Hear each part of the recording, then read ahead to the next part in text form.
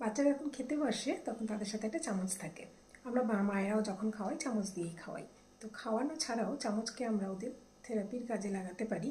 যেমন বাচ্চারা যখন খুব হাইপার অ্যাক্টিভ হয়ে যায়, তো সেটা দিয়েই চামচের পেছন দিকটা দিয়ে এগুলোকে মাথার সামনে, মাথার ওপরে বা কপালের ওপর এখানটাতে এইভাবে পুরোটা প্রেস করতে পারেন।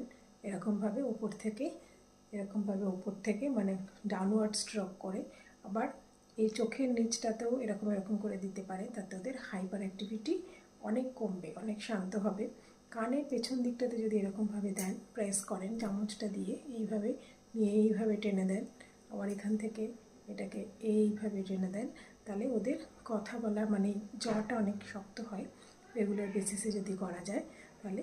এছাড়াও স্কিন ভালো হয় যদি এটা একটা ফেশিয়ালের একটা পার্ট, যদি এরকমভাবে একটু করে দেন তাহলে স্কিনও খুব ভালো হয়।